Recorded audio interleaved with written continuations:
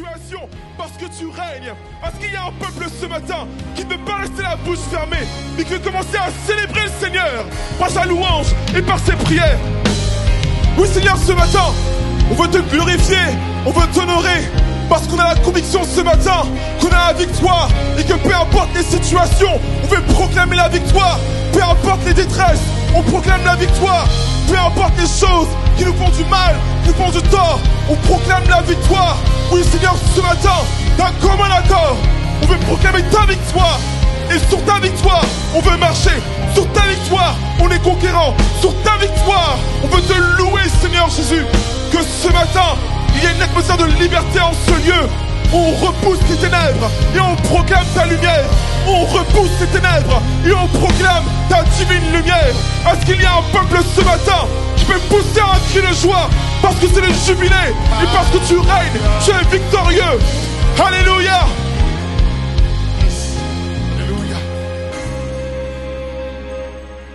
On va chanter ensemble notre victoire en Jésus. Ce matin, je veux voir un peuple conquérant devant moi, sourire, avoir la joie du Seigneur. Taper des mains, accueillir Dieu dans ce lieu. Alléluia.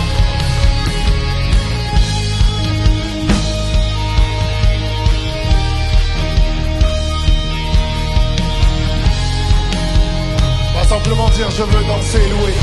Peu importe ce que je vis, je veux te rendre gloire. Je veux danser et louer. Peu importe ce que je vis, le ressuscité vit en moi. Hey, son nom est Jésus. Je suis né de Dieu. Je suis né de Dieu. Je suis victorieux. Je suis victorieux. Né pour influencer. Né pour influencer. Rempli du Saint-Esprit. On va simplement dire.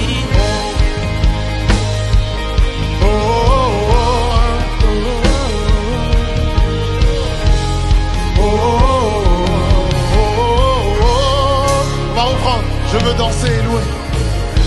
Je veux danser et louer. Peu importe ce que je vis, le ressuscité vit. Ton nom est Jésus. Ton nom est Jésus. Oui, je suis né de Dieu. Je suis né de Dieu. Je suis victorieux. Je suis victorieux. Je suis né pour influencer. Né pour influencer. Rempli du Saint-Esprit. On va dire je louerai son nom. Je louerai son nom. Oui, je louerai son nom. Je suis un conquérant. Je louerai son nom. Je louerai son nom. Je louerai son nom. Oh, je suis. On va dire simplement.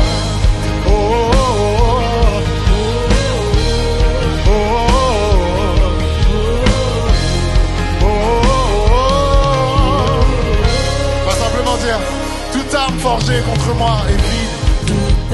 Nul sans effet.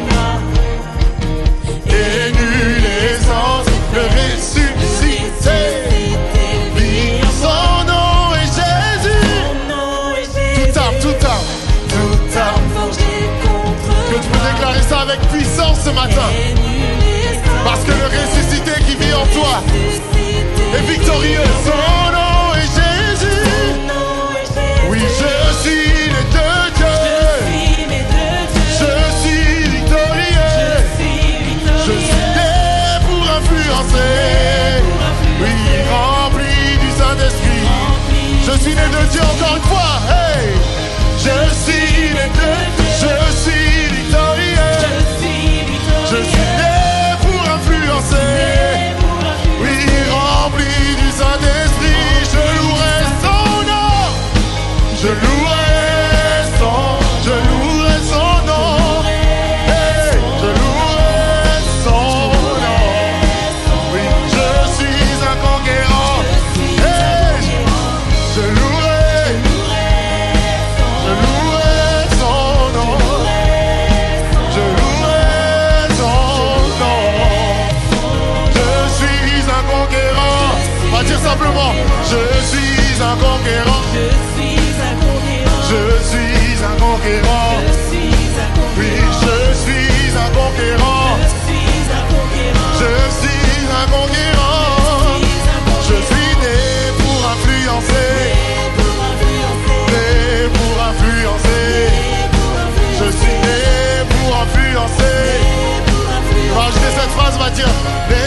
danser. Je suis victorieux.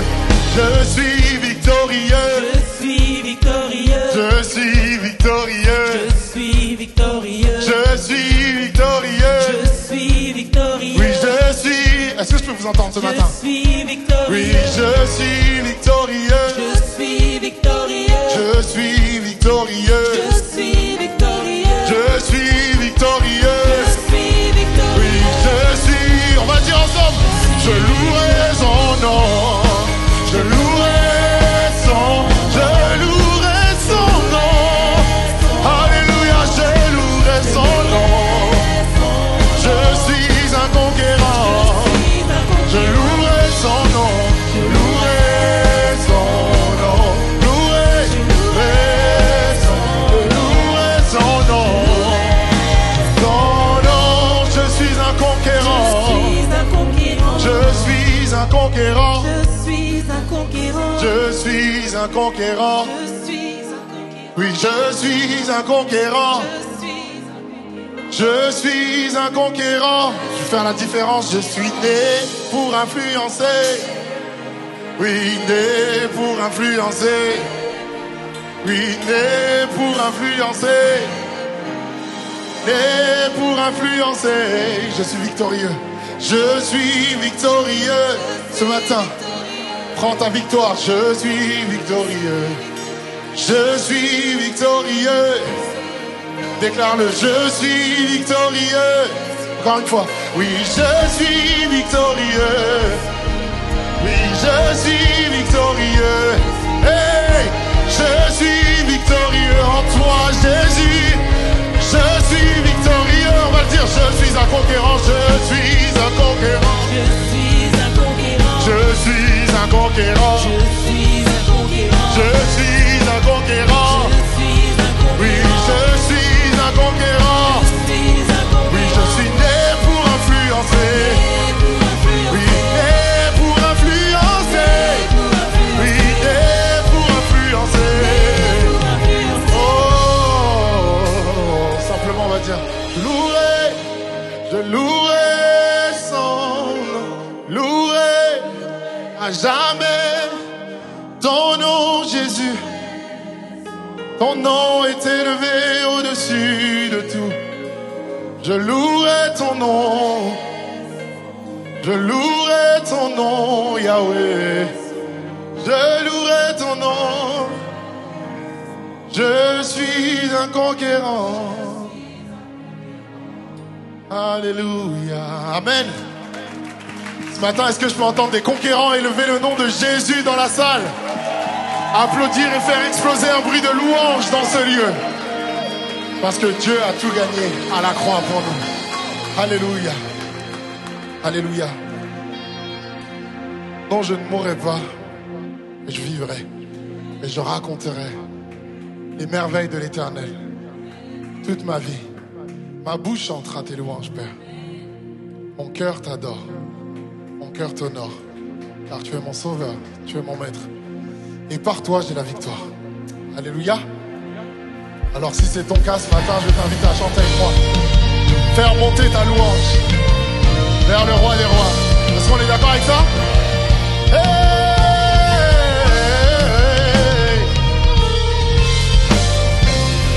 On va dire Seigneur, tu es digne. Seigneur, tu es digne. Nul ne peut t'offrir ma louange pour tous tes bienfaits envers moi, Père.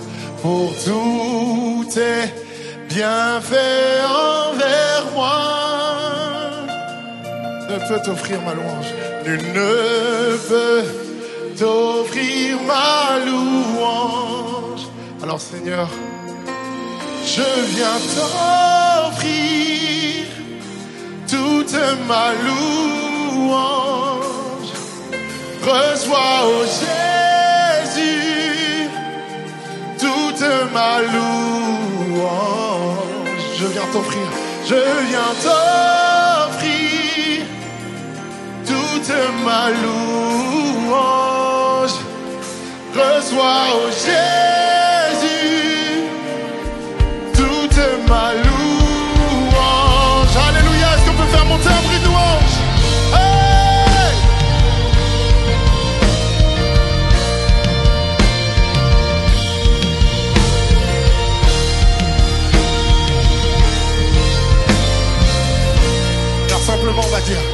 Seigneur, tu es digne.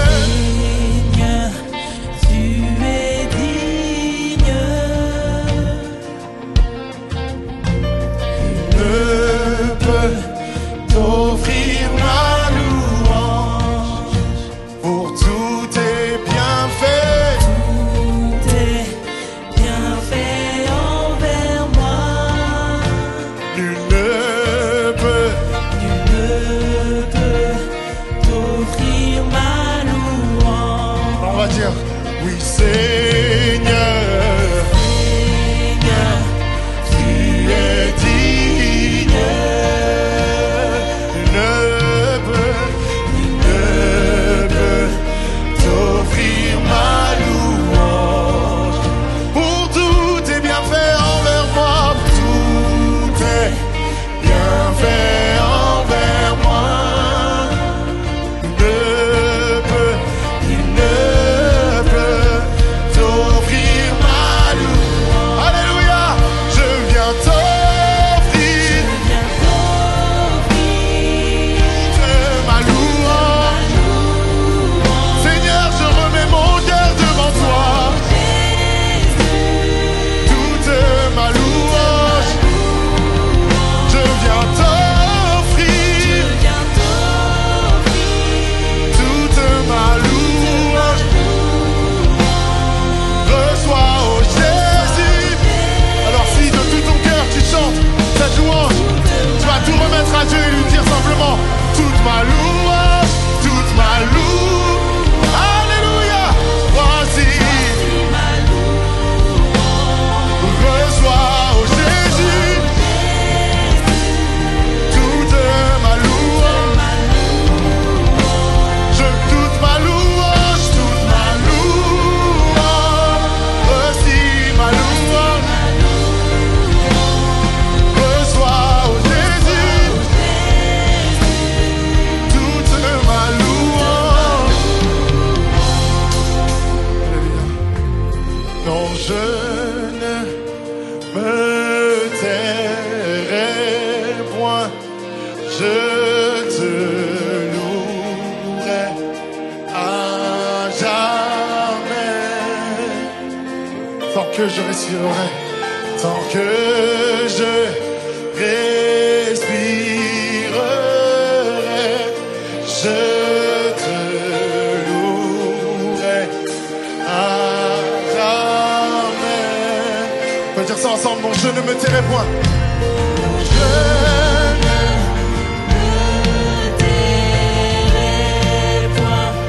je te louerai à jamais. Tant que je respirerai, Père, je te louerai à jamais. Hey, hey, je te louerai à jamais. Non, je ne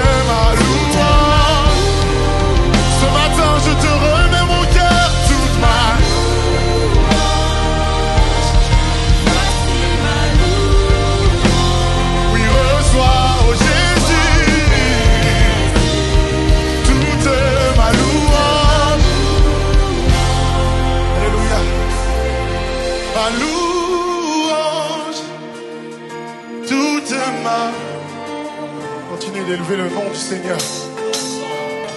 Alléluia. Toute ma... Père, nous avons soif de toi et nous sommes déterminés à te chercher.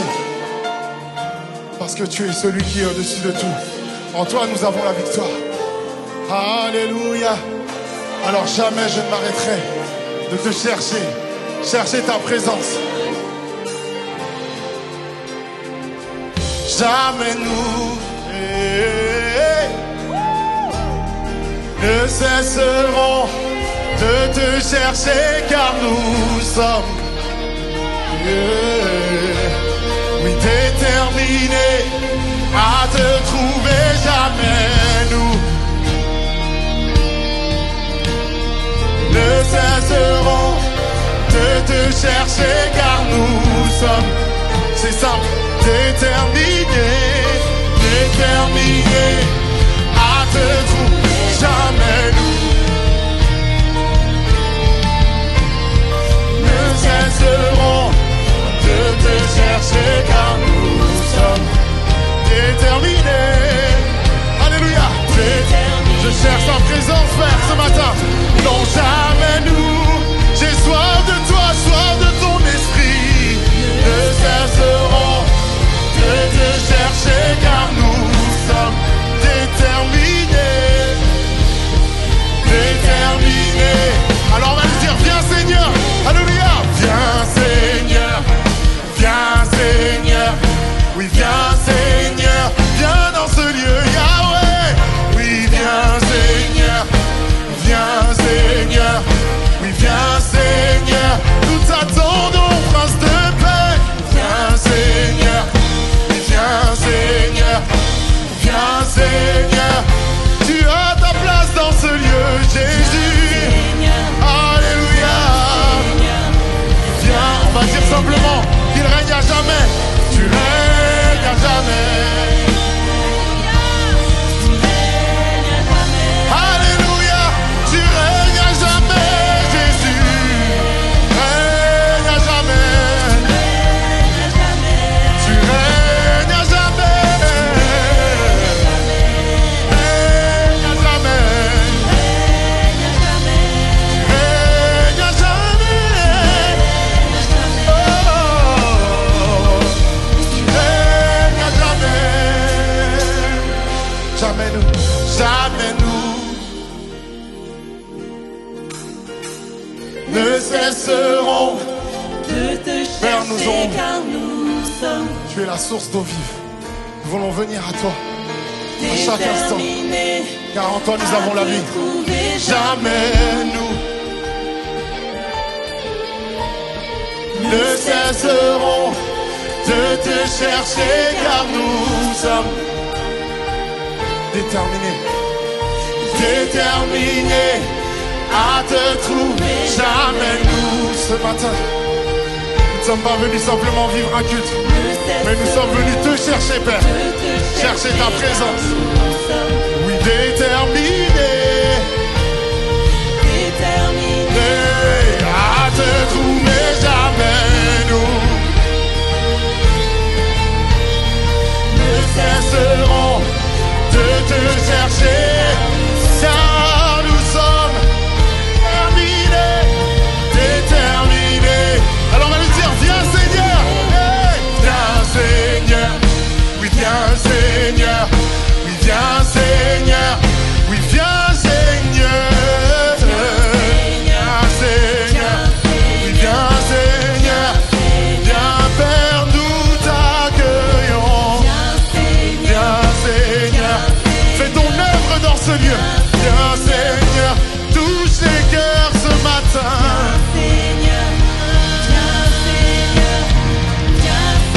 La dernière fois on va dire, tu règnes à jamais. Jésus, tu règnes à jamais. Yahweh, tu règnes à jamais. Sauveur, tu règnes à jamais. Tu règnes à jamais. Tu règnes à jamais. Tu règnes à jamais. Tu règnes à jamais.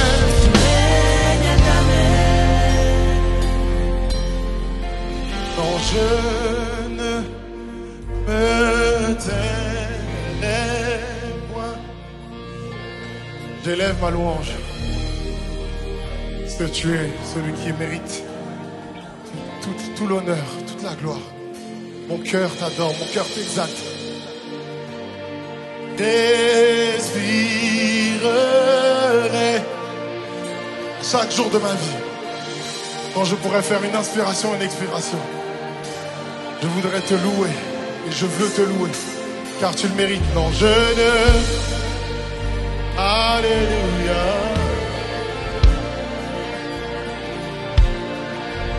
Oh, fais monter ta louange à Dieu à jamais. Tant que je respirerai,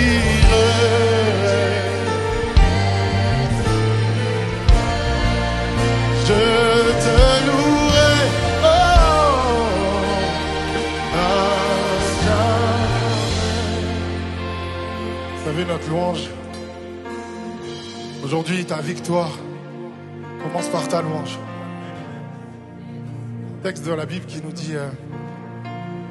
dans 2 Chroniques qui part de l'histoire d'une bataille des ennemis du roi de Josaphat, 2 Chroniques 20.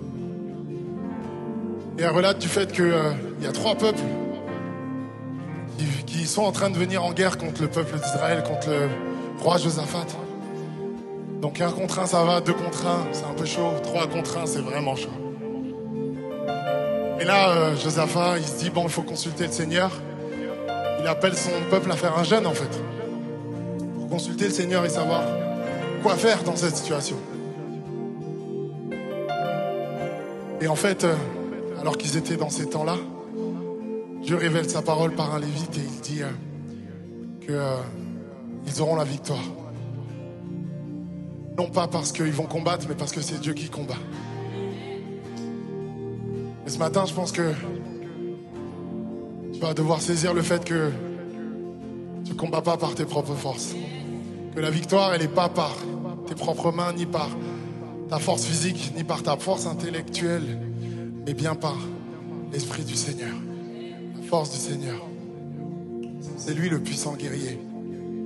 Et alors même qu'ils allaient au combat, ils étaient en chemin, ils ont décidé en fait de placer la louange avant tout. De célébrer Dieu pour ses bontés, pour sa miséricorde et parce que ses bontés durent éternellement. Et pendant que ces 3 peuples-là qui arrivaient pour combattre en fait le peuple d'Israël, en fait ils ont été comme déroutés. Ils ont commencé à se battre entre eux. À se battre entre eux jusqu'à ce qu'il n'y ait aucun survivant.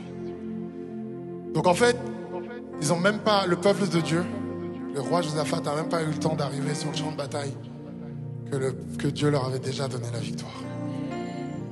Parce qu'ils ont fait monter la louange à Dieu, avant tout. Et ce matin, je veux te faire comprendre que ta louange que tu as ce matin te permet de remporter des victoires que tu n'as même pas encore vues. Des batailles que tu n'as même pas, dans lesquelles tu n'as même pas encore mis les pieds. Ta louange te permet de remporter ces victoires. Et encore une fois, Dieu leur a donné la victoire. Et lorsqu'ils sont arrivés sur le champ de bataille, ne voyant que des cadavres, en fait, ils se sont dit, waouh, l'Éternel a vraiment accompli sa parole, mais leur a permis également de prendre les richesses. Et rester sur ce champ de bataille. Et ils ont mis plusieurs jours à rapporter toutes les richesses à leur campement. Donc Dieu, quand il te donne la victoire, il te bénit également derrière. Ce matin, fais confiance au puissant guerrier. Fais confiance à celui qui est au-dessus de tout. Place ta foi et ton espérance en l'Éternel. Alors est-ce qu'on peut fermer les yeux ensemble? J'aimerais qu'on fasse quelque chose. Ce matin, si tu sens que il y a une chose dans ta vie sur laquelle tu attends une victoire, tu veux une victoire. Mais pas simplement en tant que, bon voilà, j'ai des victoires tous les jours, des combats, mais il y a vraiment quelque chose qui pèse sur ton cœur. Tu vas lever ta main. Et de la même manière dont le peuple de Dieu, par l'action du Saint-Esprit, par ses louanges, a remporté la victoire pour le peuple. Ce matin, ensemble, en union, on va remporter ces victoires pour ces gens qui ont les mains levées ce matin. Si tu n'as pas la main levée, tu vas prier, tu vas intercéder, tu vas chanter pour ton voisin, ta voisine qui a la main levée. Parce que lorsque les louanges montent et que la victoire est donnée, elle est donnée pour tout le peuple. Elle n'est pas simplement donnée pour ceux qui l'avaient besoin, mais elle est donnée pour tous. Et ce matin, c'est dans cet esprit d'unité qu'on va appeler le puissant guerrier. Alléluia.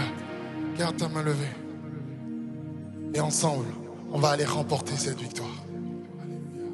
Puissant guerrier, fort dans les combats, Jéhovah est son nom. Alléluia. Puissant guerrier,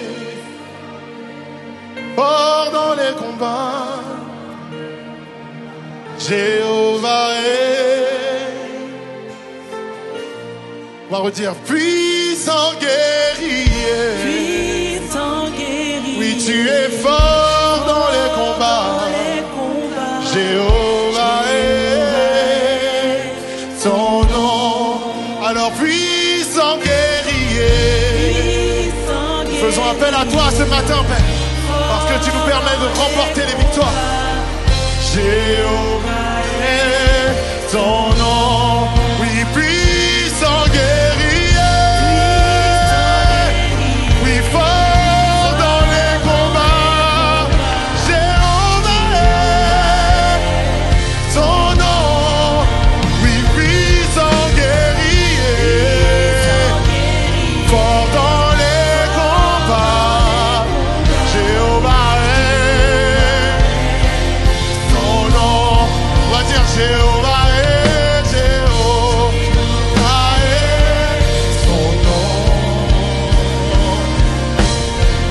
Jéhovah est son nom. Oui, Jéhovah est son nom. Alléluia. Jéhovah est son nom. Alléluia. On va dire Dieu puissant est son nom. Dieu puissant est son nom. Dieu puissant est son nom. Dans ta situation, fais appel au Dieu puissant, le Dieu d'éternité. Dieu puissant est son nom. Dieu puissant est son nom. Alléluia. Alors tu peux crier puissant guerrier.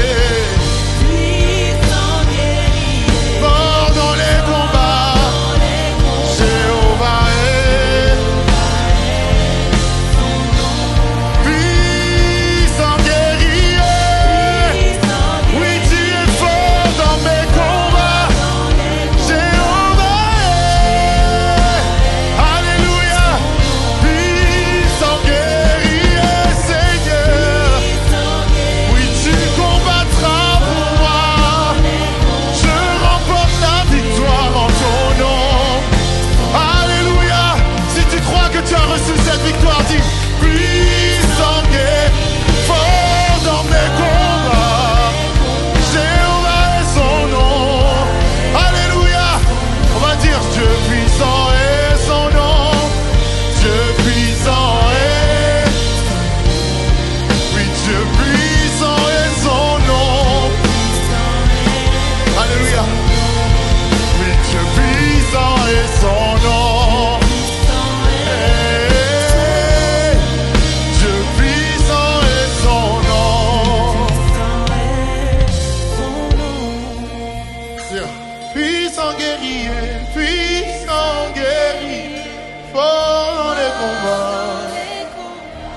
Dieu puissant est son nom. Oui, puissant guerrier. Fais appel à ton maître ce matin. Celui qui remporte la victoire. Parce qu'il a tout accompli à l'endroit, à la croix. Puissant guerrier, tu vois ma situation. Ce matin, j'appelle à ta puissance. Dieu puissant est ton nom. Puissant est son nom. Puissant guerrier. Fort dans mes combats. Dieu puissant est son nom. Ça simplement dire Emmanuel, parce que Emmanuel veut dire Dieu est avec nous. Dieu Emmanuel est son nom. Emmanuel est son nom. Oui, Emmanuel est son nom. Emmanuel est son nom. On va dire, il combattra pour moi. Il combattra pour moi. Il combattra pour moi. Alléluia. Oui, il combattra pour moi. Il combattra.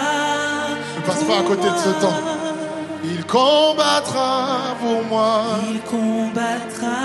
Alors s'il te reste des dernières forces, tu vas dire puissant guerrier. Puissant guerrier. Fort dans mes combats. Dans les combats. Il combattra.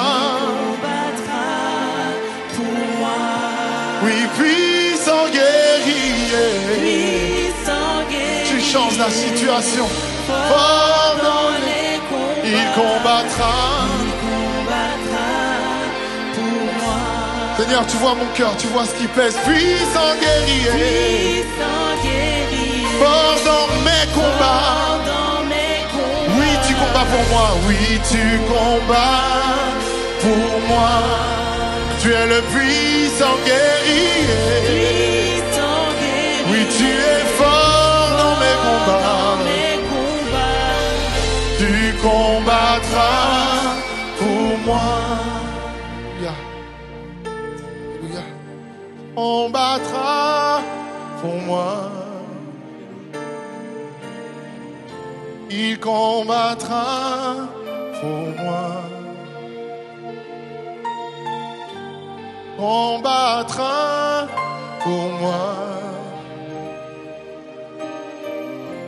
Il combattra pour moi. Alléluia. Ce jour-là, Josaphat, qui était le roi d'Israël, savait que tout le peuple comptait sur lui. Et il reçoit le défi de tous ces trois peuples face à lui. Et à ce moment-là, il se sent comme sans force. Et il se dit, comment je vais pouvoir faire? Parce qu'on est moins nombreux. Ils sont beaucoup trop nombreux par rapport à nous. Et ils vont remporter la bataille. Et je sens comme une grande peur. C'est comment emparer de Josaphat ce jour-là. Et à un moment donné, Dieu lui a parlé et il sentit qu'il fallait qu'il proclame un jeûne. En d'autres termes, il est en train de dire au peuple, cette fois-ci, je ne peux pas prendre la décision tout seul. Et je ne peux pas y aller tout seul, sans que je suis sans force. J'ai besoin que vous puissiez jeûner avec moi. Un peu comme Jésus, avant d'être arrêté, il dit à ses disciples, je veux que vous puissiez prier avec moi. Je veux que vous puissiez être avec moi. Jésus lui-même a senti le fait d'avoir besoin de quelqu'un comme pour le porter à un moment donné. Et je sens que dans la salle, il y a plusieurs personnes qui ont besoin ce matin comme d'être portées. Qui se disent, j'aimerais pouvoir avoir la foi. J'aimerais pouvoir y croire. J'aimerais pouvoir aller de l'avant. J'aimerais pouvoir avancer. Mais j'ai le sentiment que quelque part, j'y arrive pas. Alors si tu es le voisin d'une personne ou la voisine d'une personne dont tu vois qu'elle a du mal à se lever, dont tu vois qu'elle a du mal à prier, dont tu sens qu'elle n'a pas la capacité d'aller chercher sa victoire, je voudrais que tu puisses la prendre par la main ce matin, soit de l'enlacer, soit de l'embrasser, amis, et de prier pour cette personne et de dire, moi je vais te porter, moi je vais y aller avec toi, moi je veux t'y conduire. Je sens qu'il y a une victoire que tu dois prendre et que tu ne peux pas aller la chercher tout seul. Alors laisse-moi t'emmener, laisse-moi t'y conduire, laisse-moi t'amener. Et si tu as besoin que quelqu'un prie pour toi, n'hésite pas à te jeter dans les bras de ton voisin, n'hésite pas à te jeter dans les bras de ta voisine et dis-lui, j'ai besoin que tu pries pour moi, j'ai besoin d'être fortifié, j'ai besoin de retrouver la foi. Mais est-ce qu'on peut prendre 2 minutes les amis? On va prier les uns pour les autres. Et en église, on va aller chercher cette victoire. Alléluia. Je vois personne tout seul. Je vois personne tout seul, les amis. Mais est-ce qu'on peut prier les uns pour les autres? Alléluia.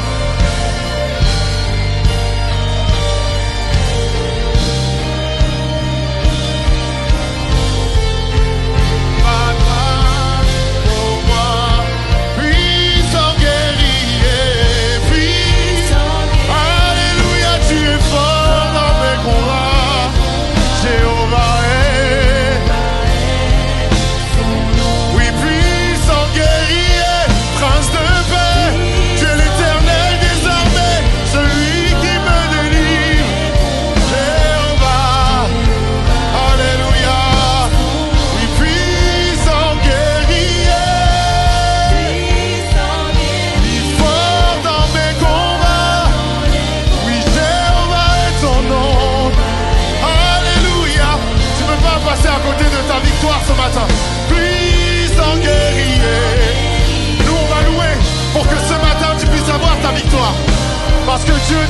Lorsque son peuple loue, il l'entend, il ne reste pas insensible à sa voix. Puissant guerrier, fort dans les combats, Jéhovah est ton nom, prince de paix, tu es le puissant guerrier. Oui, tu es fort dans mes combats, Jéhovah est ton nom. Alléluia.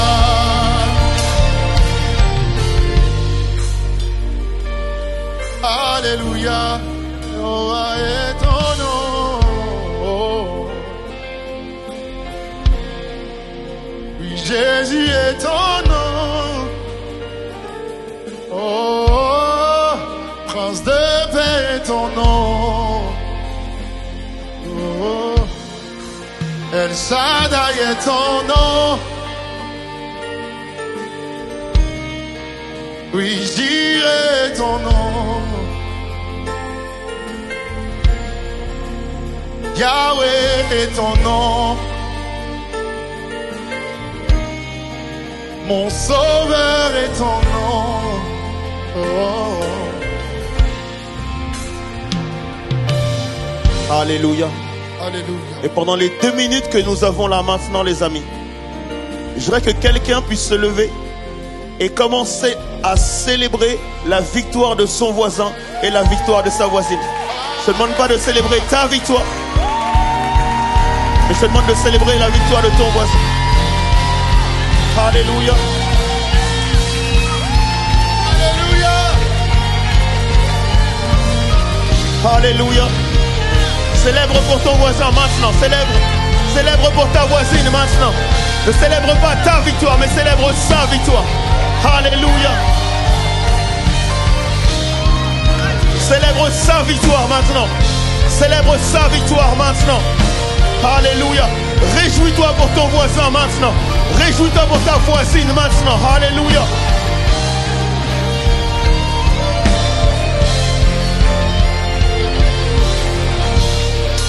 Yes. Et je voudrais maintenant que l'Église célèbre jusqu'à ce que l'enfer puisse trembler par ta célébration. Et de dire que dans le nom de Jésus-Christ, Seigneur, je célèbre notre victoire. Alléluia. Alléluia. Seigneur, merci parce que tu fais grâce. Merci parce que tu es notre héros, notre victorieux.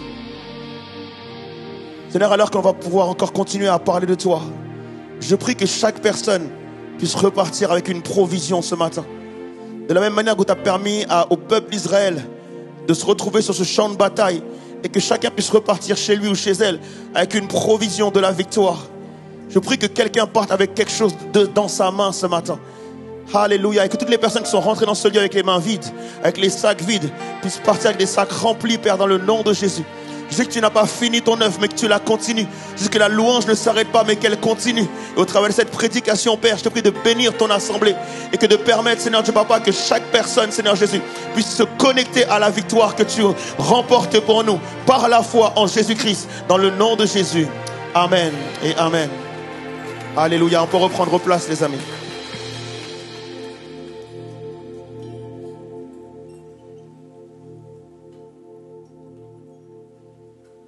Amen. Et dis à ton voisin jubilé.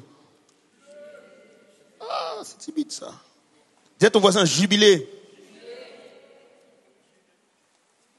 Non, ils ne savent pas ce que ça veut dire, c'est pour ça qu'ils ne crient pas. Est-ce que tu peux dire à ton voisin jubilé, mon ami? Ok. Toute nouvelle série qui commence à partir d'aujourd'hui sur la thématique du jubilé. Et effectivement, nous voulons vivre un jubilé. Amen. Et toute j'ai présenté ce matin vraiment la thématique afin que nous puissions vivre un jubilé. Mais cependant, je voudrais que chaque personne puisse prendre rendez-vous le 5 juin. Est-ce que tu veux prendre rendez-vous avec ton voisin le 5 juin? Amen. Le 5 juin, ce sera le jour justement de la fête de la Pentecôte. Et en tant qu'Église, nous voulons fêter ensemble le matin. Et l'après-midi, nous irons dans les rues pour pouvoir fêter la Pentecôte dans les rues et proclamer la bonne nouvelle et croire que Dieu va ramener de nouvelles âmes à l'Église. Est-ce qu'on est d'accord avec ça ou pas? Pas forcément dans cette Église, mais au moins de nouvelles âmes pour son royaume. Est-ce qu'on est d'accord?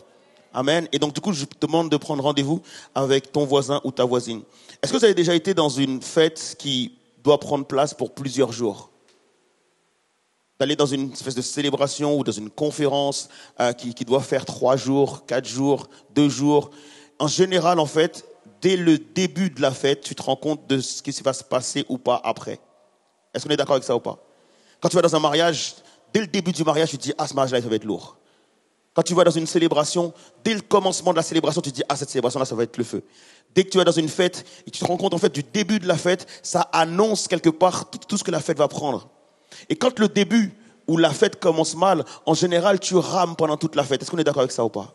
Et l'idée ce matin, c'est de se dire que nous prenons rendez-vous pour la fête du 5 juin, mais on ne va pas se préparer pour le 5 juin, on se prépare dès aujourd'hui pour vivre quelque chose d'extraordinaire le 5 juin. Je ne sais pas ce que tu vas mettre en place, si tu vas mettre un jeûne en place, si tu vas prier de ton côté, je ne sais pas ce que tu vas mettre en place, mais je voudrais vraiment que chaque personne puisse se consacrer d'une certaine manière à vivre quelque chose d'extraordinaire le 5 juin. Dis à ton voisin, le 5 juin, c'est maintenant.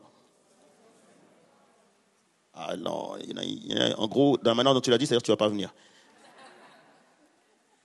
Le 5 juin, c'est maintenant. Qu'est-ce que le jubilé, les amis? On va lire ensemble en Lévitique chapitre 25. Lévitique chapitre 25. Et donc j'ai pris qu'une toute petite partie parce que le texte en entier est assez long, mais j'ai pris qu'une toute petite partie et voici ce que ça dit. Tu compteras 7 sabbats d'année, 7 fois 7 années, et les jours de ces 7 sabbats d'année feront 49 ans. Le 10e jour du 7e mois, tu feras retentir les sons éclatants de la trompette. Le jour des expiations, vous sonnerez de la trompette dans tout votre pays. Et vous sanctifierez la 50e année. Vous publierez la liberté dans le pays pour tous ses habitants. Ce sera pour vous le jubilé. Chacun de vous retournera dans sa propriété et chacun de vous retournera dans sa famille. Amen. Le jubilé, en fait, le jubilé prend place dans toute une année. C'est l'année du jubilé. En fait, il y a 7 sabbats de 7 ans qui donnent 49 ans, effectivement. Et ensuite, il y a toute une année, la 50e année, qui est l'année du jubilé. Et pendant cette année du jubilé, en fait, il se passe des choses. Et donc, du coup, l'année du jubilé est en réalité un système économique qui est finalement instauré par Dieu. Et Dieu a 2 raisons, en fait, d'instituer ce système-là en Israël. La première chose, c'est qu'il veut faire savoir au peuple d'Israël que le souverain, c'est lui. En d'autres termes, il leur dit, je vous ai donné cette terre, mais la terre n'est pas à vous. Je suis le propriétaire de la terre. Est-ce qu'on est d'accord avec ça ou pas?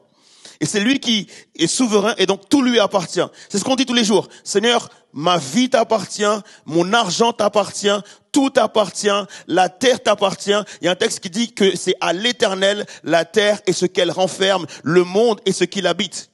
Et ça, c'est ce que nous disons. Mais cependant, on se rend compte qu'en pratique, souvent, en fait, on compte sur nos propres forces, on compte sur nos propres ressources. On a tendance à croire que notre argent, c'est notre argent. On a tendance à croire que l'air que nous respirons, c'est notre air. On a tendance à croire que nos vies nous appartiennent. On a tendance à croire que nous vivons pour nous-mêmes. Est-ce qu'on est d'accord avec ça ou pas? Et l'idée, en fait, que Dieu veut faire comprendre au peuple d'Israël, si j'ai institué cette loi et que je vous oblige à pratiquer cette loi, c'est pour vous rappeler une chose, c'est que la terre m'appartient et qu'elle ne vous appartient pas. En d'autres termes, Dieu veut montrer au peuple d'Israël que le fait que Dieu possède toute chose, c'est pas juste un concept, c'est pas juste ce que moi je dis, mais en réalité, ça doit devenir mon style de vie. Donc Dieu domine en fait sur la terre, sur ces terres-là. Ça, c'est le premier principe qu'il veut établir. Le deuxième principe qu'il veut établir, il est en train de dire, puisque ces terres-là sont à moi, je veux que sur mes terres, qu'il n'y ait personne qui soit pauvre, personne qui soit esclave et personne qui soit indigent. Dieu dit au peuple d'Israël que sur mes terres, je ne veux pas de pauvres. Sur mes terres, je ne veux pas d'esclaves. Et donc c'est pour cela qu'il institue cette loi. C'est une loi en fait contre la pauvreté, contre la précarité, contre l'indigence et aussi qui permet l'accès à la propriété. Et donc nous voyons que nous aussi dans le monde que nous vivons, on a des lois qui normalement sont censées réduire le seuil, qui sont censées en fait empêcher que quelqu'un descende en dessous du seuil de pauvreté. On a des lois en fait qui sont là pour protéger les salariés. On a des lois qui sont là pour protéger les gens afin d'éviter qu'il y ait trop de pauvres. Est-ce qu'on est d'accord? Mais cependant, les lois que nous avons ne peuvent en rien en fait être comme les lois de Dieu. Dans le pays d'Israël, il n'y avait pas de pauvres du tout. Il n'y avait pas d'esclaves du tout. Pourquoi? À cause de ce système que Dieu a institué. Et donc on voit que notre système à nous est bien loin du système que Dieu avait institué. Le terme jubilé signifie corne de bélier. Et donc on prenait ces cornes de bélier et juste avant donc la 50e année, pour l'ouverture du jubilé, les cornes devaient retentir, les sons devaient retentir. Et donc du coup en fait tout le monde devait se préparer effectivement à pouvoir fêter pendant toute une année. Quels sont les actes? Qu'est-ce que Dieu veut poser comme acte au niveau du jubilé? La première chose, c'est que les propriétés étaient rendues à leurs propriétaires.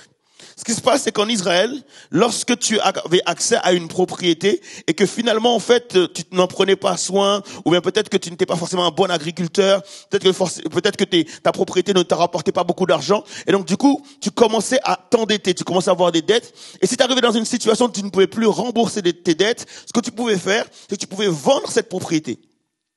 Et lorsque tu vendais cette propriété, donc quelqu'un d'autre l'achetait et quelqu'un d'autre pouvait en jouir. Sauf que lors de l'année du jubilé, les propriétés que tu avais vendues te sont restituées et te sont rendues. Je sais pas pour vous, mais je trouve ça juste incroyable. Tu n'as pas de sous et du coup tu vends tes affaires et tout ce que tu as vendu à l'année du jubilé, on doit te les rendre. La deuxième chose qui se passait, c'est que peut-être qu'à cause du fait que tu deviennes pauvre et que tu n'avais pas d'argent, du coup, tu n'allais pas uniquement vendre ta propriété, mais tu allais vendre ta vie. En fait, tu allais toquer à la porte de ton voisin en lui disant, écoute, j'ai trop de dettes, j'arrive pas à rembourser. Donc, la seule chose que je peux faire aujourd'hui, c'est que je vais t'offrir mes services, je vais devenir ton esclave. Et c'est pas uniquement moi qui va devenir ton esclave, mais toute ma famille, ma femme, mes enfants vont devenir tes esclaves et on va tous travailler pour toi pour rembourser nos dettes. Comment on pouvait rembourser nos dettes? C'est parce qu'en Israël, être esclave n'était pas... Et tu pouvais être salarié quand même, donc tu avais une rémunération en tant qu'esclave qui te permettait de pouvoir rembourser tes dettes. Sauf que le jour du jubilé, tous les esclaves devenaient libres. Plus personne n'était esclave. Et en plus de ça, si jamais tu avais perdu ta propriété et que tu avais perdu ton statut en te vendant comme esclave, tu récupérais non seulement ta propriété, mais tu récupérais aussi ta liberté. Et toi qui étais esclave, tu pouvais à nouveau jouir de ta propriété, jouir de tes biens. Et ce qui était fou, c'est qu'en fait, comme tu vendais tout le temps à quelqu'un qui était plus riche que toi, comme tu vendais à quelqu'un qui avait plus de moyens que toi, lorsque tu retrouvais ta propriété, il devait laisser dans la propriété tout ce qu'il avait mis dans la propriété. Pas pour vous, mais moi je trouve ça juste extraordinaire.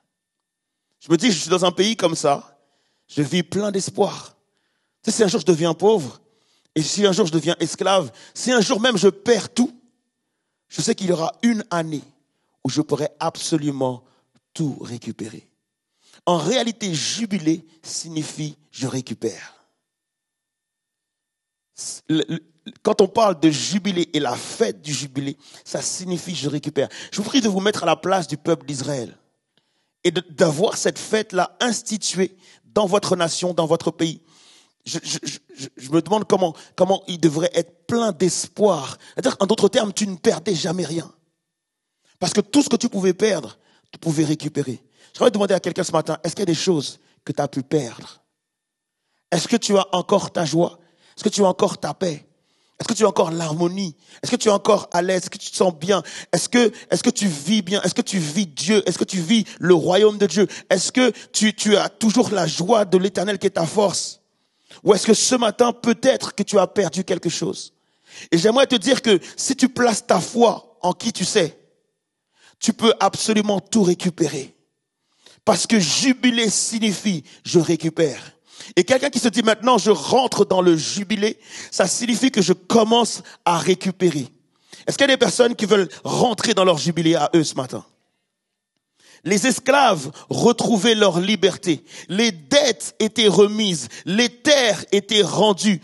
Et donc, du coup, lors de l'année du jubilé, personne n'avait le droit de cultiver sa propre terre. C'est un acte de confiance que tu fais à Dieu parce que tu te dis je ne vais rien cultiver, mais je vais manger quand même. Et Dieu disait que si pendant l'année du jubilé, il arrivait que tu puisses avoir faim, ne t'inquiète pas, si ça arrive dans l'année du jubilé, je vais pourvoir à tous tes besoins. Et donc du coup, ça permettait effectivement d'avoir confiance en Dieu. Ce système, pour beaucoup, peut-être peut sembler lourd. Parce que tu te dis, je me mets dans la peau de quelqu'un qui a acheté une terre et qui va devoir la rendre. Mais cependant, il y avait de nombreux bénéfices par rapport à ça. Premier bénéfice, c'est que ça permettait de lutter contre l'avidité. On est tous des êtres humains. T'imagines si je suis plus riche que toi et j'ai moyen d'acheter ta maison. J'achète ta maison, j'achète la maison de ta voisine, j'achète la maison de ton voisin et je commence à m'enrichir. Bien sûr, je suis insatiable, comme n'importe quel être humain. Donc je me dis que, tant mieux, je peux continuer à devenir plus riche. Sauf qu'en continuant à devenir plus riche, toi, tu deviens plus pauvre. Et Dieu permet cette loi pour pouvoir créer un équilibre afin que personne ne devienne trop riche et que personne ne devienne trop pauvre. Tu es d'accord avec moi? Ça n'a rien à voir avec notre monde d'aujourd'hui. Et donc, du coup, ça permettait de lutter contre l'avidité parce que comme je savais que je pouvais t'avoir comme esclave pendant un temps et qu'après j'allais te rendre, ou bien que je pouvais avoir ta propriété et en jouir pendant un temps et après j'allais le rendre, du coup, ça m'empêchait d'avoir tout esprit d'avidité. Est-ce qu'on est d'accord avec ça ou pas? Et donc, du coup, j'avais tes terres et il se peut que, effectivement, les terres produisent et que je puisse acheter beaucoup d'autres terres. Mais le fait de devoir le rendre, ça empêchait tout système d'oppression, tout système de profit aux dépens des autres. Et pareil, lorsque je pouvais acquérir des esclaves et que j'avais plein d'esclaves chez moi parce que mes affaires marchaient bien, je savais qu'un jour, j'allais devoir rendre ces esclaves. Et qu'ils ne m'appartenaient pas et qu'en plus de ça, en rendant ces esclaves, j'allais leur rendre leur propriété et peut-être même qu'un jour ces mêmes esclaves allaient devenir plus riches que moi. Je trouve que ce système-là de Dieu est juste incroyable. Ça empêchait aussi l'esclavage générationnel. En d'autres termes, moi je pouvais ne pas avoir d'argent et me vendre comme esclave, mais ça n'obligeait pas mon fils ou ma fille de devenir esclave comme moi. Et donc du coup, effectivement, dès que l'année du jubilé arrivait, j'étais à nouveau libre, mes enfants étaient libres, ma femme était libre, et donc ça empêchait le fait qu'on soit esclave de père en fils ou de mère en fille.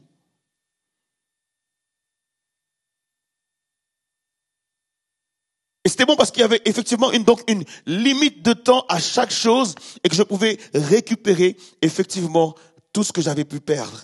Ça permettait aussi une forme de stabilité au niveau de l'économie. Par exemple, les valeurs des propriétés et les valeurs des esclaves étaient fixées.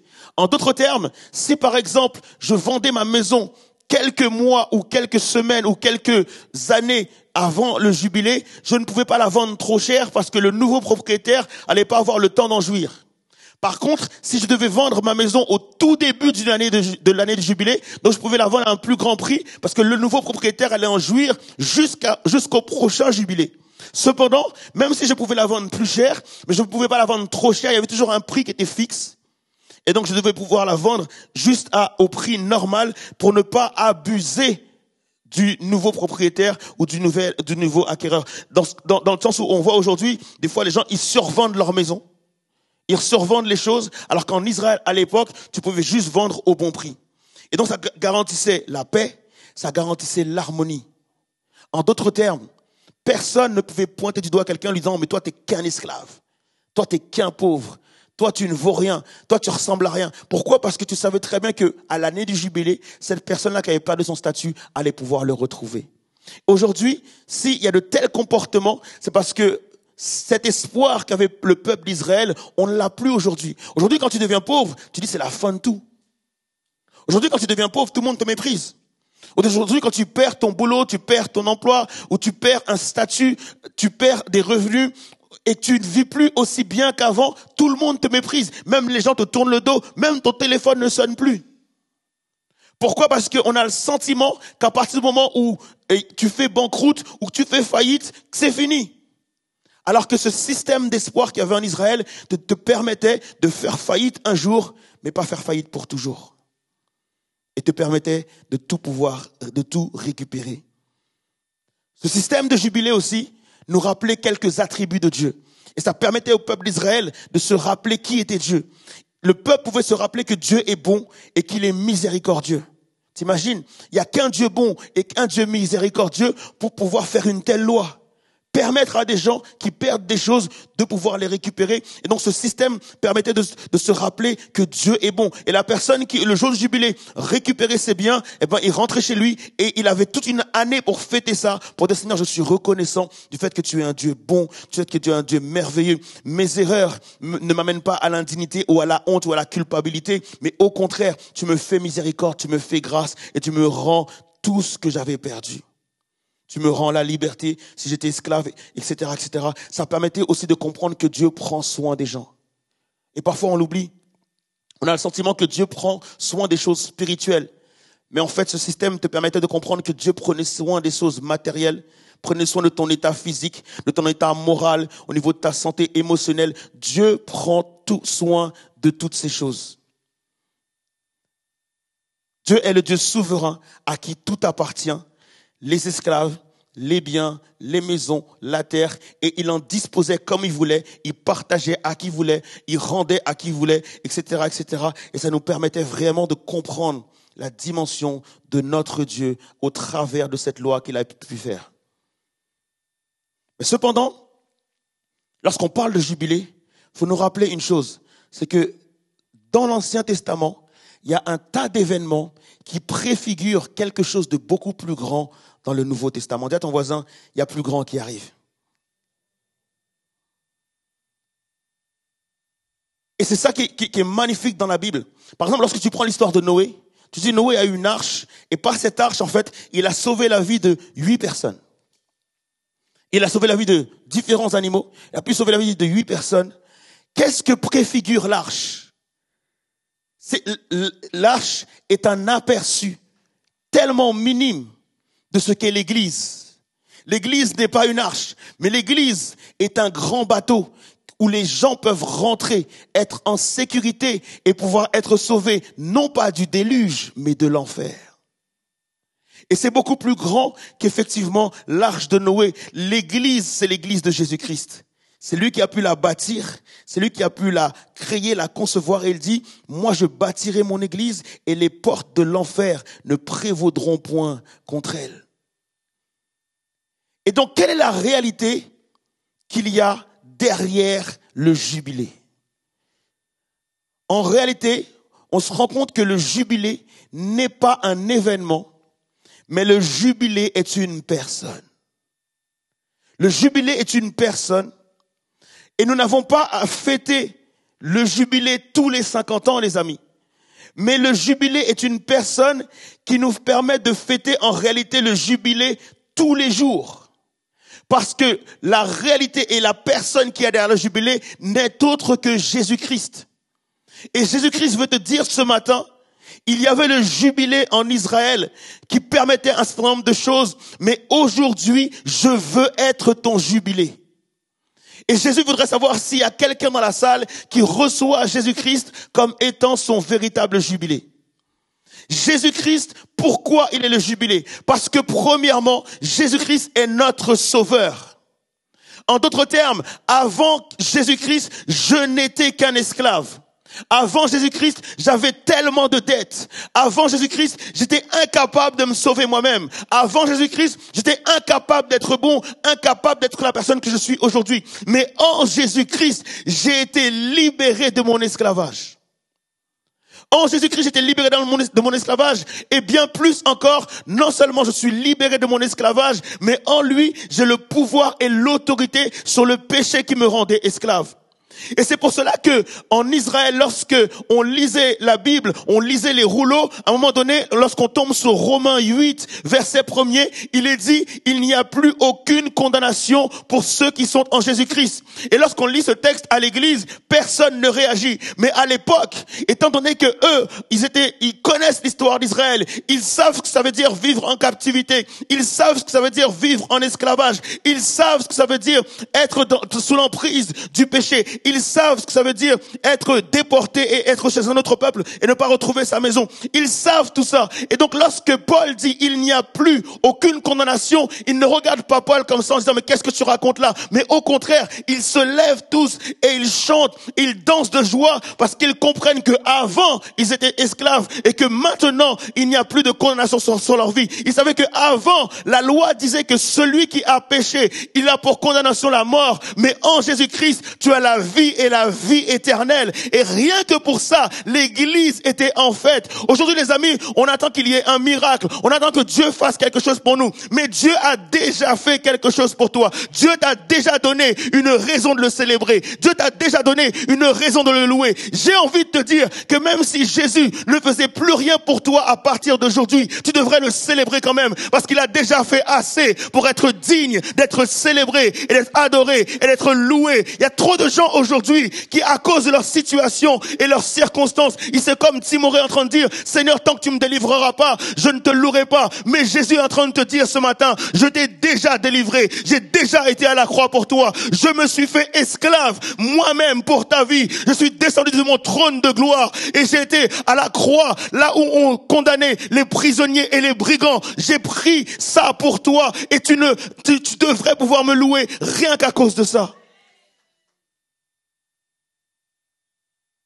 Jésus est mon sauveur et il m'a rendu libre.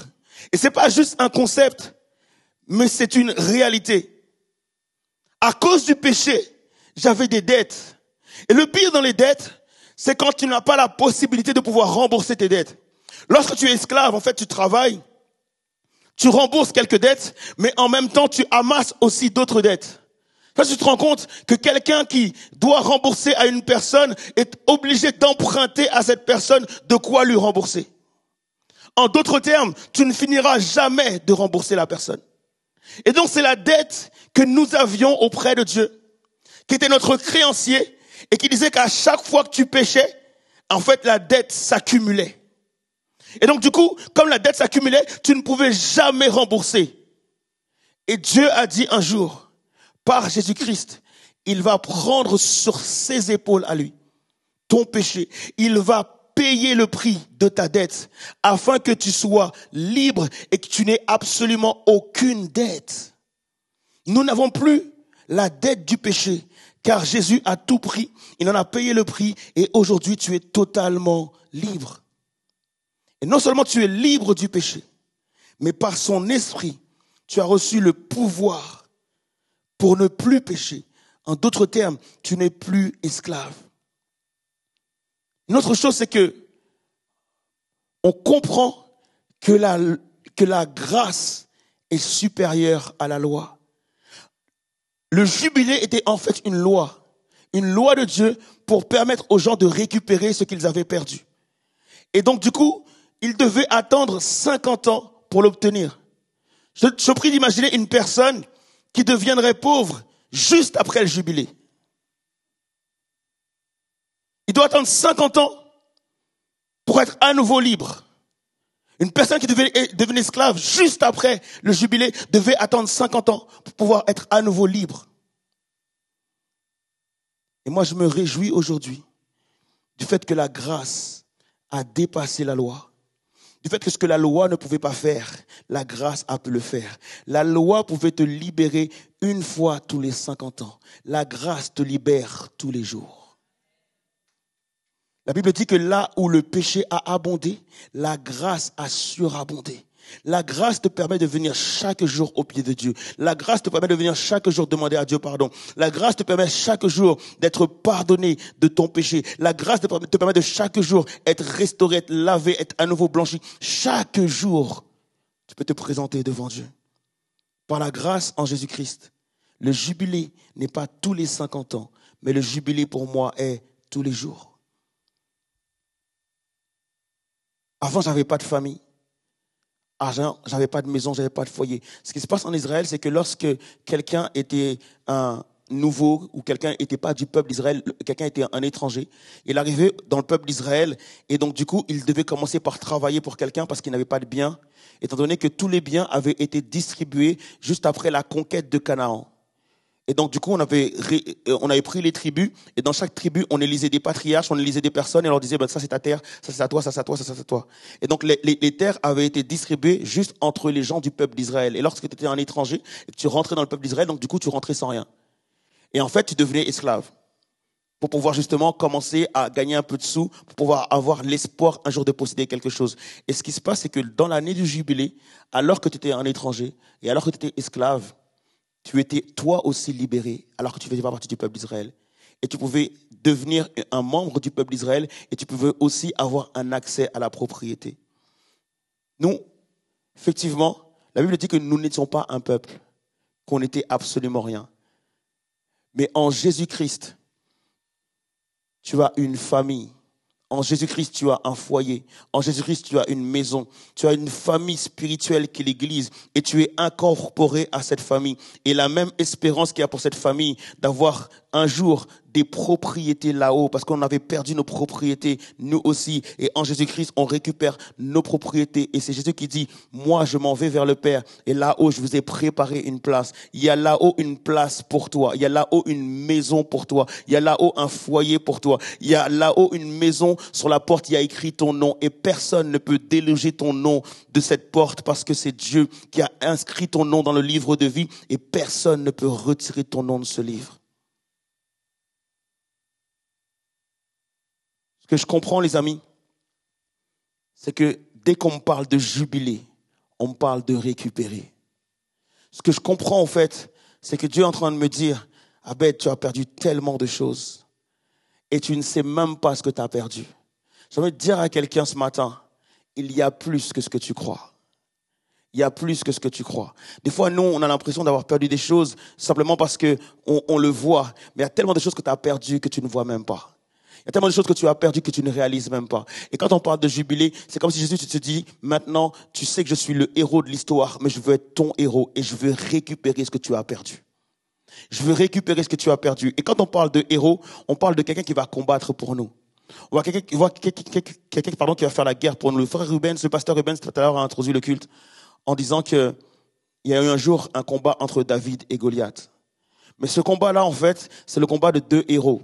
Dans le sens où les Philistins avaient leur héros qui était Goliath. Et ils ont dit au peuple d'Israël, voilà, nous c'est notre héros.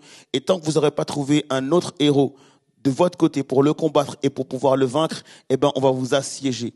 Et si vous nous présentez un héros et que Goliath a la victoire sur votre héros, à ce moment-là, on va récupérer en fait votre territoire. Et donc, il fallait qu'il y ait un héros qui se lève. Et donc, David s'est levé ce jour-là pour pouvoir combattre Goliath, afin qu'effectivement, le peuple d'Israël puisse récupérer ce que les Philistins avaient à cœur de leur voler. Et effectivement, David, lorsqu'il s'est battu contre Goliath, il lui a dit, écoute, moi, je viens avec la force que l'Éternel me donne et j'aurai la victoire sur toi. Et David a pu obtenir la victoire. Et grâce à David, effectivement, le peuple d'Israël a pu récupérer ce que les Philistins leur avaient volé. Mais ce matin, Jésus est en train de te dire que David, comme tout l'Ancien Testament, annonçait quelqu'un de plus grand. Comme tout l'Ancien Testament, il y a quelque chose de plus grand qui devait arriver. Et donc, du coup, cette personne que David préfigure, c'est la personne de Jésus-Christ. Il y a tout en David pour te montrer qu'il préfigure Jésus-Christ. Et Jésus te dit ce matin, je veux être ton héros. Et je veux récupérer des choses que tu as perdues et des choses qu'on t'a volées. Moi, les amis, j'ai à cœur de louer Dieu ce matin parce qu'il y a quelques semaines de cela, le diable était comme venu me voler ma joie. Le diable était comme venu me voler ma paix, me mettre dans un système de doute par rapport à l'avenir, par rapport au projet, par rapport à certaines choses.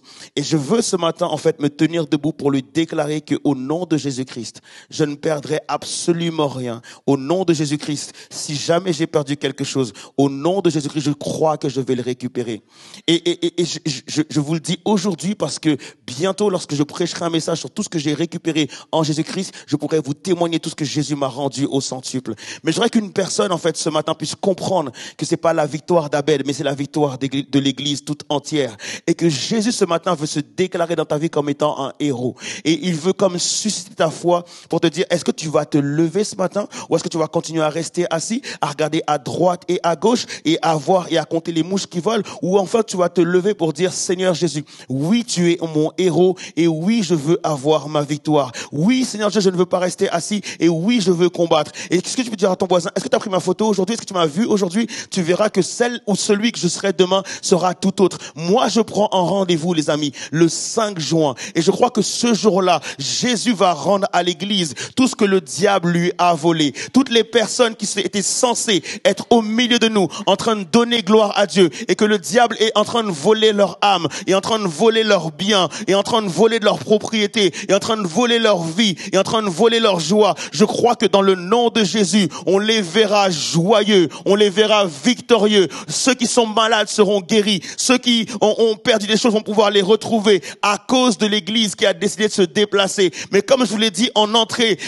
la fête dépend de comment on démarre la fête. La fête dépend de quelle foi tu vas mettre en place au niveau du démarrage. Et la fête sera beaucoup plus glorieuse si le démarrage est glorieux. Alors, est-ce qu'il y a une personne dans ce lieu qui veut m'aider à rendre le démarrage de la fête aussi glorieux pour dire, Seigneur, la louange qu'on va te donner là ce matin, c'est juste pour dire comment sera la fête le 5 juin. Ce qu'on va faire là ce matin, c'est un prélude de ce qu'on va vivre le 5 juin. Est-ce qu'il y a une personne de ce lieu qui veut pas se préoccuper du fait que la salle, il y a une chaleur immense, je sais qu'il fait chaud, mais est-ce qu'on peut se lever ensemble et commencer à glorifier Dieu pour prendre rendez-vous, les amis?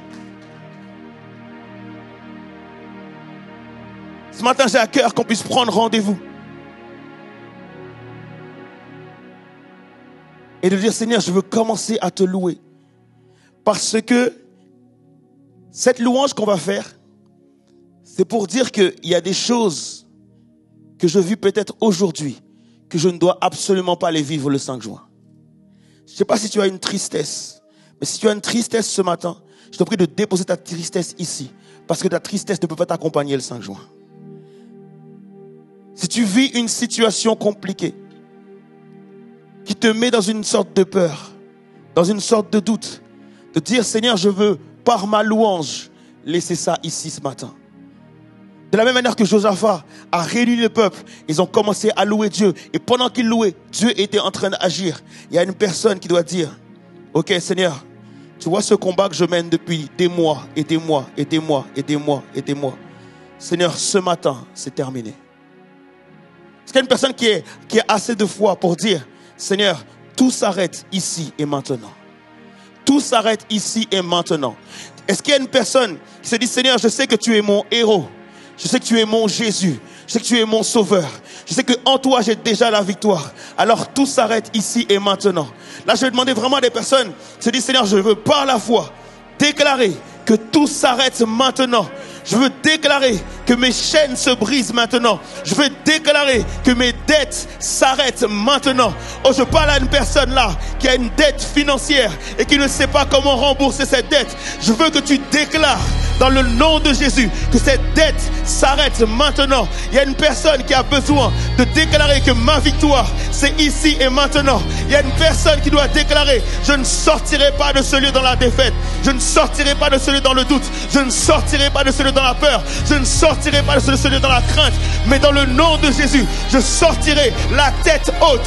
Je sortirai la tête haute. Je déclare un jubilé sur ma vie. Je déclare un jubilé sur ma vie. Je déclare réparation. Je déclare restauration. Je déclare reprise. Je déclare que tu me rendes. Satan, tu me rends ce que tu m'as volé aujourd'hui, ici et maintenant. C'est aujourd'hui que tu rends. C'est aujourd'hui que tu rends. C'est aujourd'hui que le jubilé démarre. Je déclare un jubilé sur ma vie et tu ne peux pas garder mes biens, tu ne peux pas garder mes propriétés, tu ne peux pas garder mon argent, tu ne peux pas garder ma situation, tu ne peux pas garder ma dignité, tu ne peux pas garder mon honneur, tu ne peux pas garder ma personne. Tu dois me rendre, tu dois me rendre, tu dois rendre. C'est la loi de Dieu. C'est la volonté de Dieu. Tu dois rendre aujourd'hui.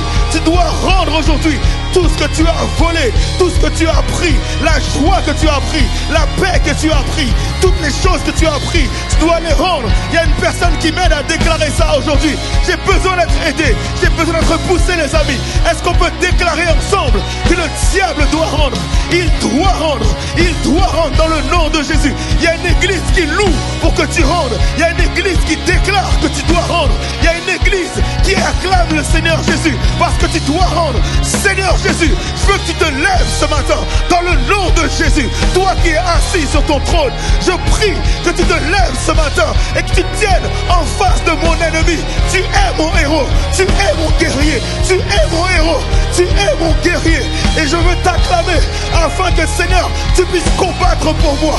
Déclare qu'il doit rendre, dis-lui qu'il doit rendre, dis-lui qu'il doit rendre, dis-lui qu'il doit rendre, dis-lui qu'il ne peut pas garder, dis-lui qu'il ne peut pas garder. Ce n'est pas à lui, c'est à tes enfants, c'est à ton église, c'est à ton assemblée, c'est à ton peuple. Dis-lui qu'il doit rendre dans le nom de Jésus-Christ. Alléluia.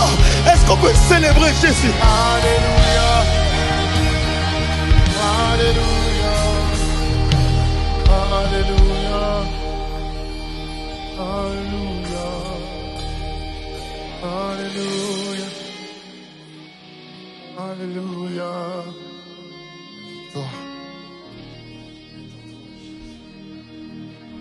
Victoire.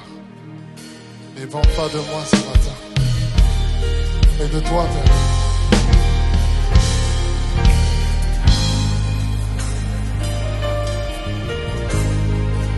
Il pourra vaincre le Seigneur.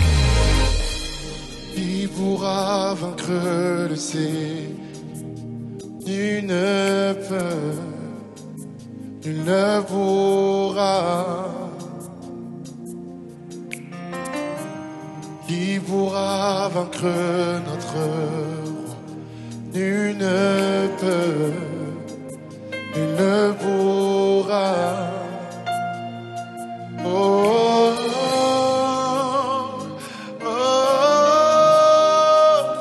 la victoire est à Jésus, la victoire à notre Dieu. Oh,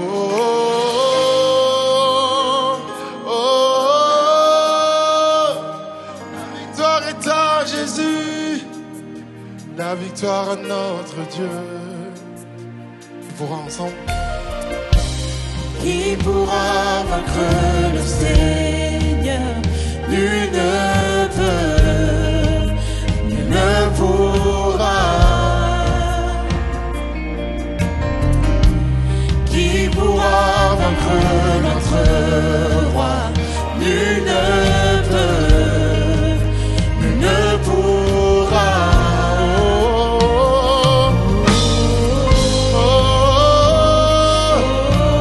La victoire est à Jésus.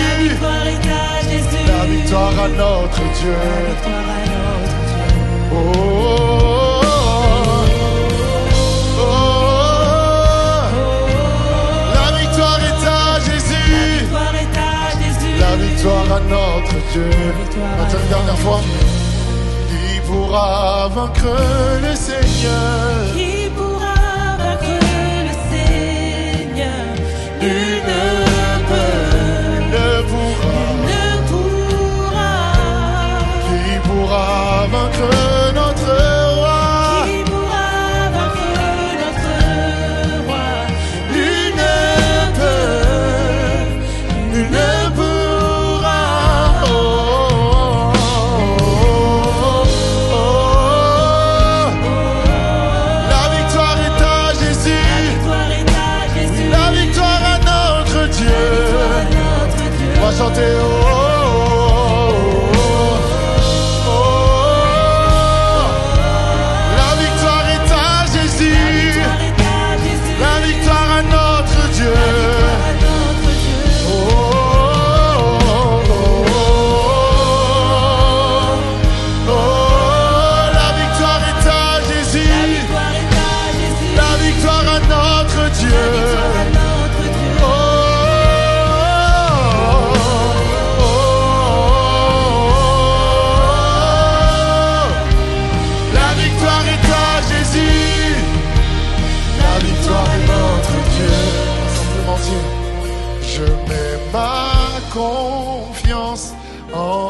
toi. Je mets mon espoir en... On va redire. Je mets ma confiance. Ma confiance en toi. Je mets mon espoir. Mon espoir en On va dire ma délivrance. Ma délivrance. Hey. Mon pourvoyeur. Pour ma victoire En ton nom. Oui, à jamais victorieux. À jamais vainqueur. Je trouve ma victoire en... On va déclarer qu'il est ma délivrance. Oui, mon pourvoyeur. Je trouve ma victoire en ton nom. À jamais vainqueur. À jamais vainqueur. Oui, je trouve ma victoire en ton. On va redire ma délivrance. Pourvoyeur. Oui, je trouve ma victoire en ton nom, Jésus. Alléluia. À jamais victorieux, à jamais vainqueur. Je trouve ma victoire en ton nom, Jésus. Oui, la victoire est à Jésus. La victoire, la victoire est à Jésus. La victoire à notre Dieu. La victoire est à Jésus. Oui, la victoire est à Jésus. La victoire à notre Dieu. La victoire est à Jésus. On va dire. Oh, oh, oh, oh, oh. La victoire est à Jésus. La victoire à notre Dieu. Oh, oh, oh, oh, oh. Oui, la victoire est à Jésus. La victoire à notre Dieu. Oh, oh, oh, oh. Ma victoire est en toi, Jésus. Victoire à notre Dieu. Oh, oh, oh. La victoire est à Jésus. La victoire à notre Dieu. On va dire, je mets ma confiance, je mets ma... Tu peux le dire comme une prière pour ta propre vie. Je mets mon espoir. Tu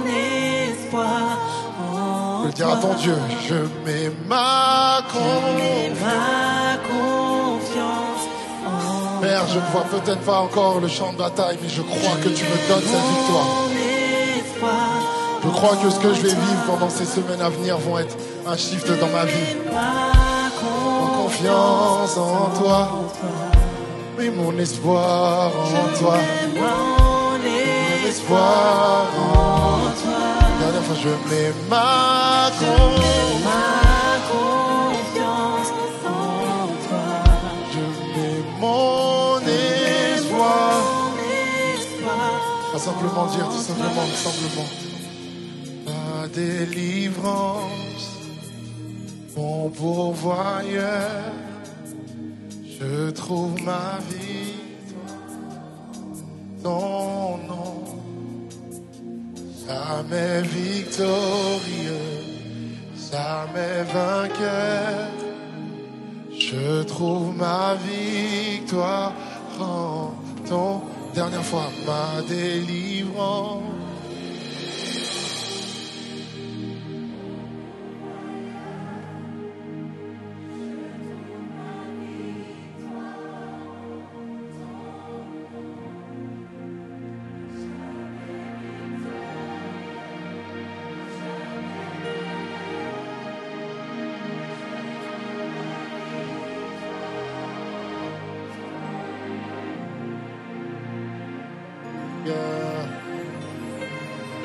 Alléluia.